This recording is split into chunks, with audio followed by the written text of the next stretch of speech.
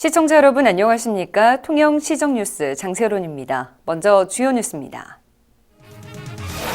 세계적인 음악가 윤희상 선생의 고향 마을인 통영 도천동 일대가 윤희상 음악마을로 변신합니다.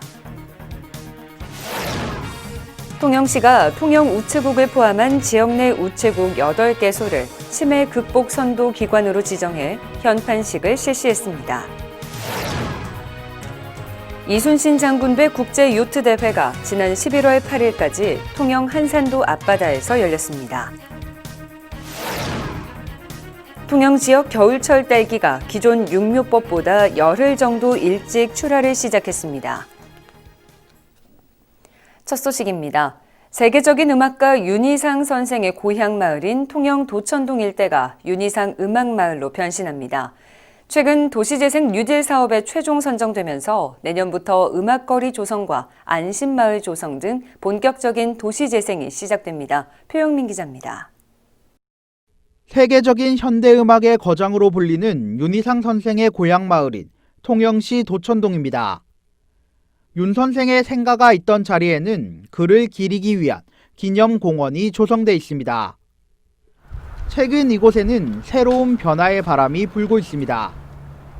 정부의 도시재생 뉴딜 사업에 최종 선정되면서 국비와 도비 등 142억 원을 확보해 윤희상 음악마을이 조성됩니다. 통영시는 음악이 흐르는 도천, 마을 이야기에 윤희상을 입히다를 주제로 음악을 매개로 한 도시재생을 진행합니다. 음악 아트홀과 디지털 백천, 그러면 그 윤희상 음악길을 조성해서 주민과 음악가, 그다음에 방문객이 함께 항류할 수 있는 공간을 마련하였습니다. 음악마을 조성과 더불어 청년 둥지틀기 사업과 안심마을 조성 등 낙후된 지역 환경 개선도 진행됩니다.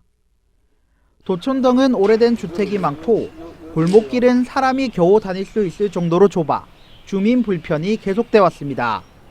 도시재생 진행이 됐기에 사실상 지금 낙후된 우리 그 구역의 도천동이 좀 발전될 수 있는 기대를 하고 있겠습니다.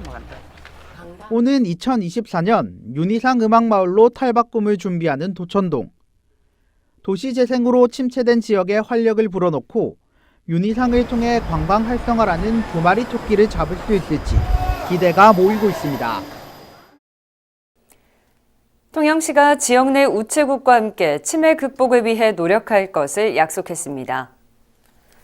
시는 지난 11월 10일부터 26일까지 통영 우체국을 포함한 관내 6개소 및 도서지역 2개소 우체국을 치매 극복 선도 기관으로 지정해 현판식을 실시했습니다.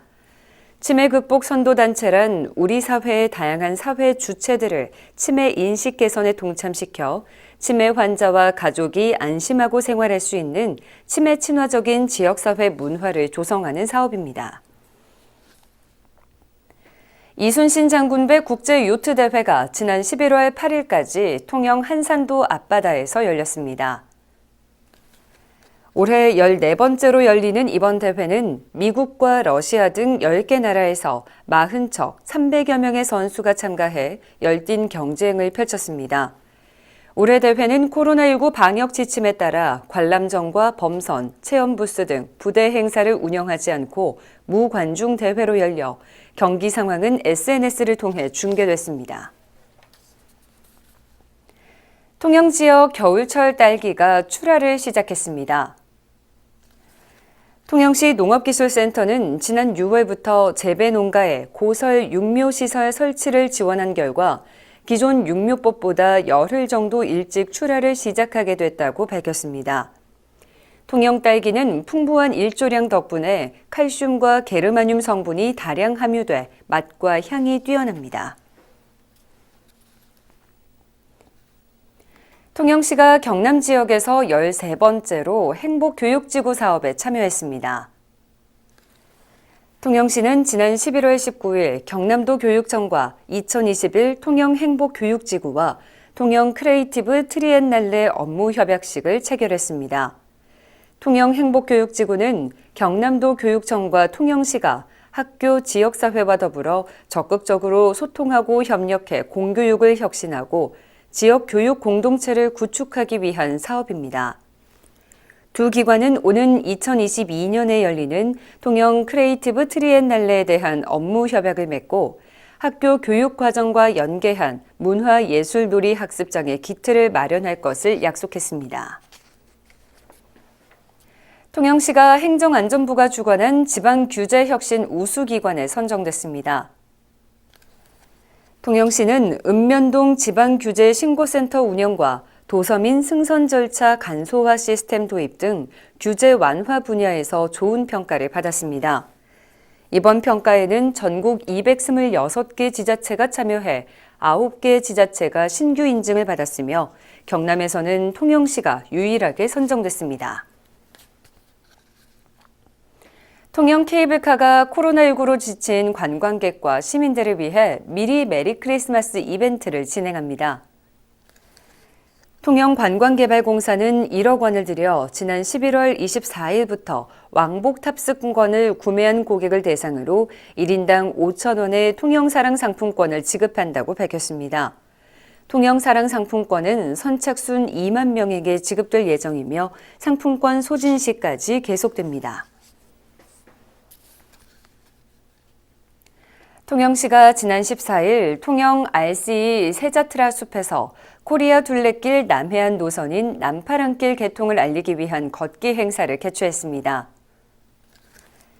통영시의 남파랑길 포함 구간은 5개 구간 78.4km로 광도면 황리 사거리에서 거제대교, 구거제대교에서 무전동 해변공원까지 이어지는 해안길과 향교봉에서 바람산, 도덕산으로 이어지는 산길로 구성되어 있습니다.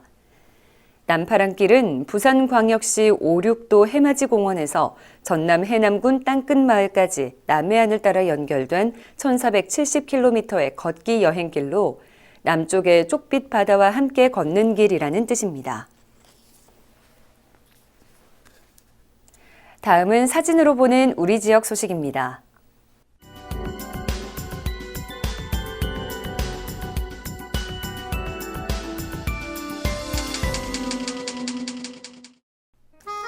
통영시는 지난 11월 5일부터 8일까지 4일간 부산 백스코 야외광장에서 수협과 어촌계, 수산물 가공업체 등 23개 업체 70개 품목이 참가한 가운데 2020 통영수산식품 대전을 개최했습니다.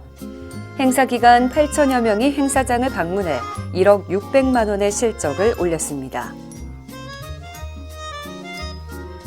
통영 YWCA가 창립 30주년을 맞아 기념식을 열고 그동안 펼쳐온 양성평등운동, 청소년운동, 아나바다 환경운동 등 30년 발자취를 되새기는 시간을 가졌습니다. 이번 행사에는 코로나19 여파로 추가 확산을 막기 위해 외부 인사는 참석하지 않고 축소돼 진행됐습니다. 통영시가 숲 가꾸기 기간을 맞아 지난 18일 정량동 이순신공원 무장의 나눔길 일원에서 숲 가꾸기 1일 체험 행사를 실시했습니다. 이순신공원 일원은 지난해와 올해 봄철 조림 사업으로 동백나무와 금목서 등 약 300본을 식재한 곳으로 생장을 돕기 위한 비료 주기와 가지치기 작업을 실시하는 체험 행사를 진행했습니다. 통영시가 17일 행정안전부에서 주관한 2020 정부혁신 우수 사례 경진대회에서 장관상을 수상했습니다. 통영시는 해양개발과의 해양쓰레기 처리 패러다임을 바꾼다 사례로 경상남도에서는 유일하게 왕중왕전에 올랐고 장관상을 수상했습니다. 통영시는 코로나19 상황 속에서 인력 채용에 어려움을 겪는 구인기업과 적합한 일자리를 찾는 구직자에게 다양한 취업 기회를 제공하기 위해 11월 30일부터 12월 4일까지 2020 통영 고성 합동 온라인 채용 박람회를 개최합니다. 서피랑공원 일원의 야간 경관 조명 조성 사업이 마무리됐습니다. 문화체육관광부 테마여행 10선 사업의 일환으로 추진된 이번 서피랑 경관 조명 조성 사업은 총 사업비 6억 2천여만 원이 투입돼 서피랑 공원 산책로 및 99계단 서포르 등의 볼라드, 스텝, 인그라운드, 고보 조명 등이 설치됐습니다.